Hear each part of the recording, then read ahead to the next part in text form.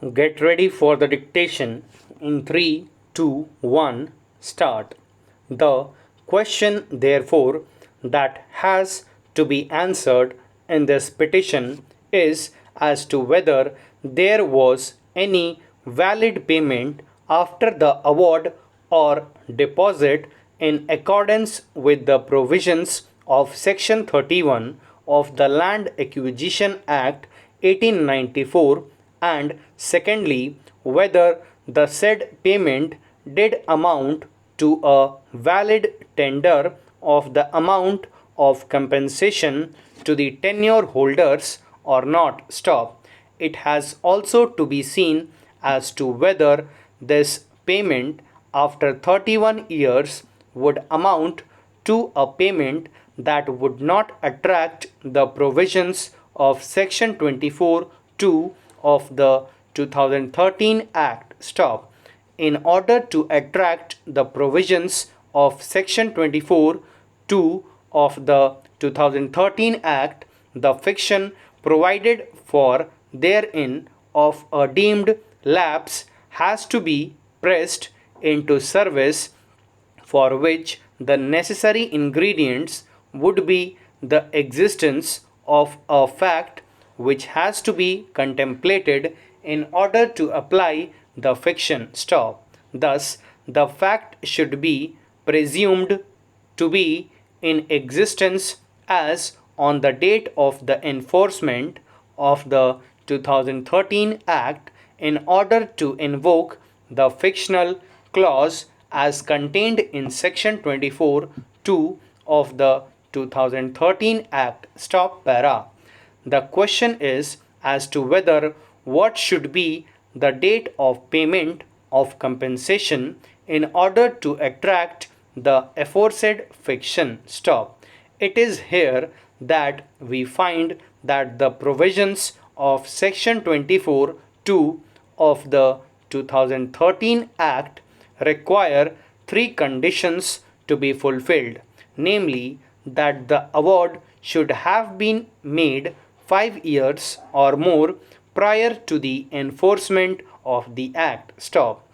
The aforesaid condition is fulfilled in the present case, and the possession was also taken. Stop. The payment has been made in 2011. Stop.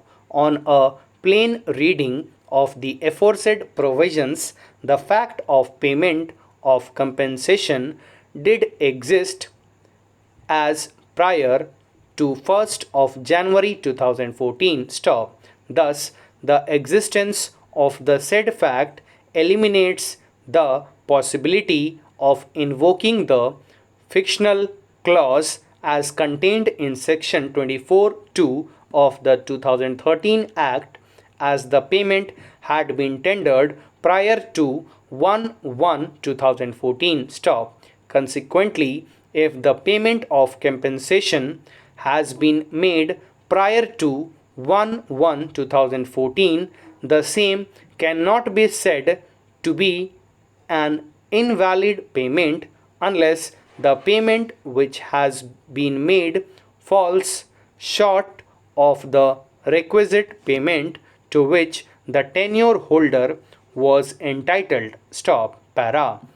In our considered opinion, if the payment which has been tendered to the petitioners by way of checks, which is a literal payment as against the amount calculated under the award, is short of the amount which ought to have been paid to the petitioners under the award, then in that event the said payment cannot be said to be the full and complete payment as contemplated under the award. Stop. If that be the situation, then the petitioners can claim the benefit of Section 24(2) of the 2013 Act, provided there is an evidence to the effect that the payment made to the petitioners falls short of the payment to which the petitioners were entitled under the award. Stop para.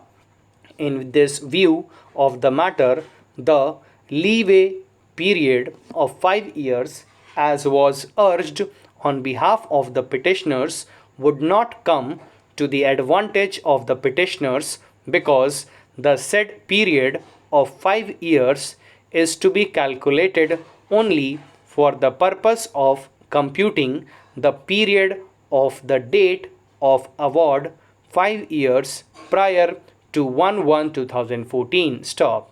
The said leeway period is not in relation to or is contemplated to apply for possession and payment of compensation that can be prior to 1/1/2014. Stop. If the payment or the possession has not taken place on or before 1/1/2014, then the provisions of section 24(2) will be clearly attracted provided the award had been made 5 years prior to 1/1/2014. Stop.